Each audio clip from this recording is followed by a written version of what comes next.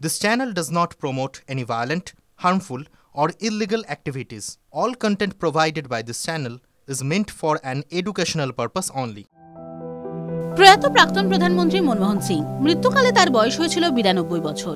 বৃহস্পতিবার রাত 8টা নাগাদ তাঁকে তড়িঘড়ি দিল্লির এইমস হাসপাতালে নিয়ে যাওয়া হয়। হাসপাতাল সূত্রের খবর মেলে প্রাক্তন প্রধানমন্ত্রীর অবস্থা সংকটজনক।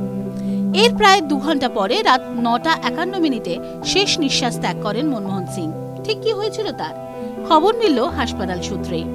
এইমসের বিবৃতিতে জানানো হয়েছে, বার্ধক্যজনিত রোগে ভুগছিলেন প্রাক্তন প্রধানমন্ত্রী। বৃহস্পতিবার 26শে ডিসেম্বর বাড়িতেই হঠাৎ তিনি সংজ্ঞা হারান। বাড়িতেই তার সংজ্ঞা ফেরানোর চেষ্টা করা হয়। এরপর 8:06 এইমসের মেডিকেল এমার্জেন্সিতে তাকে আনা হয়। বহু প্রচেষ্টা সত্ত্বেও তার জ্ঞান ফেরানো যায়নি। রাত 9:51 শেষ নিঃশ্বাস ত্যাগ করেন তিনি। প্রাক্তন প্রধানমন্ত্রী মনমোহন সিং এর প্রয়াণে সরকারের তরফে 7 দিনের রাষ্ট্রীয় শোক ঘোষণা করা হয়েছে।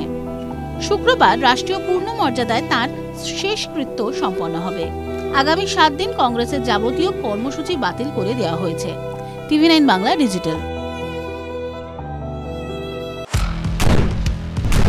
আপনার সমস্যা দিনে দুপুরে ডাকাতি করে আপনাদের কোনো অসুবিধা বাড়িতে থাকতে পারছি না, ঘটনা হোক বা দুর্ঘটনা, বিস্ফোরণ স্থলের একেবারে কাছে ব্যানারগুলো খুলে ফেলা হচ্ছে, রীতিমতো ভবিষ্যৎ হয়ে গিয়েছে। স্টুডিওয় নয়, সোজাসুজি হটস্পট থেকে আমি শর্মিষ্ঠা। দুটি নৃশংস হত্যাকাণ্ডের অভিযোগ উঠে আসছে। শুধু আপনার কথা, শর্মিষ্ঠা মানে খবরের হটস্পটে আপনাদের নিয়ে যাবে। হটস্পট সোম থেকে শনি সন্ধ্যে 7:30টায় TV9 বাংলায়।